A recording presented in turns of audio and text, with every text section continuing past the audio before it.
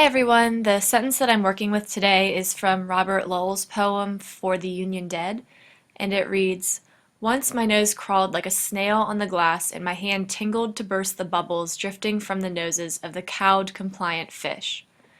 And I chose this sentence, one, because I really like it, and it had a lot of visual imagery that really stuck with me from the first time that I read the poem last year.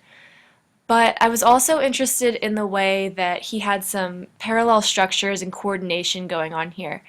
So I basically viewed the sentence as being two halves. So one half is this part right here where we have once my nose crawled like a snail on the glass, followed by the coordinator and then a second part that says my hand tingled to burst the bubbles drifting from the noses of the cowed, compliant fish.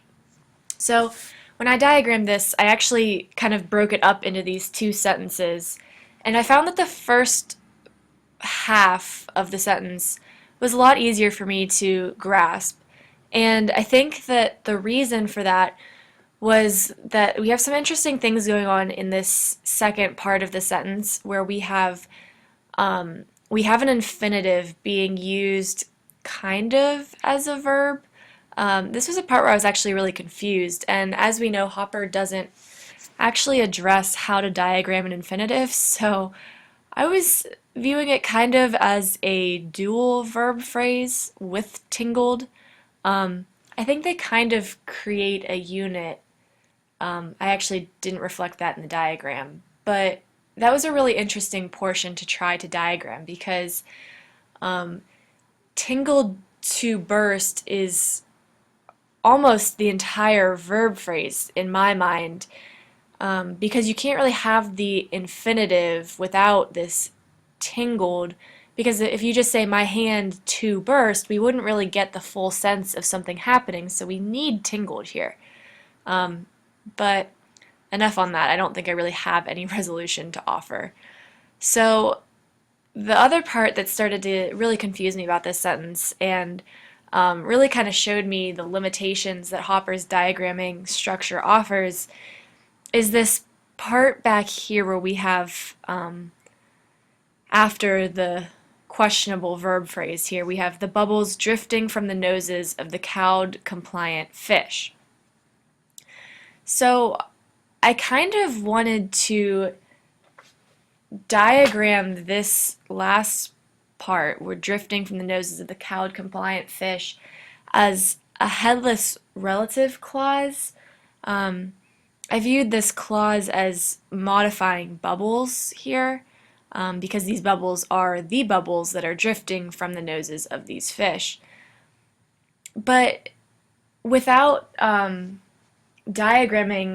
Hopper diagramming the headless relative clauses, he offers that they should actually probably be considered a, I think he says they should be a noun clause instead. But I didn't really feel like they fit the noun clause mode.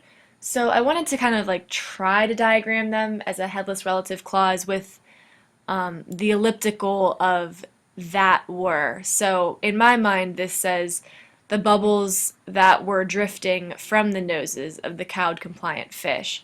So with that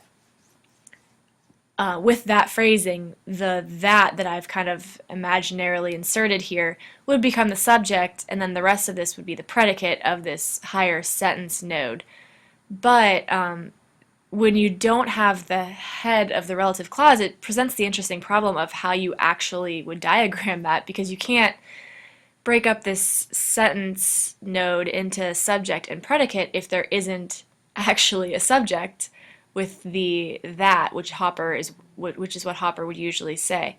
So, all in all, I guess this second part of the sentence just really threw me for a loop, and not that I disagree with Hopper's methods, but I think that they actually need to be extended a lot, and I would like to see him showing how to diagram a headless relative clause, if that's possible somehow, and also how to diagram an infinitive, because I wouldn't even know where to start. So I think that that would be kind of interesting to see how somebody would choose to diagram that. I'm wondering if maybe somebody else does that.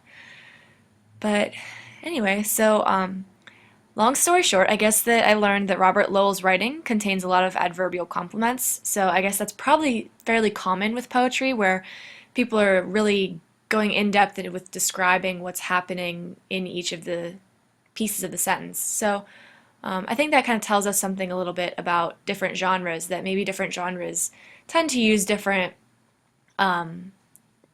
grammar devices differently than others. So I hope you enjoyed this, and I think that you should go read the poem because it's a pretty good one.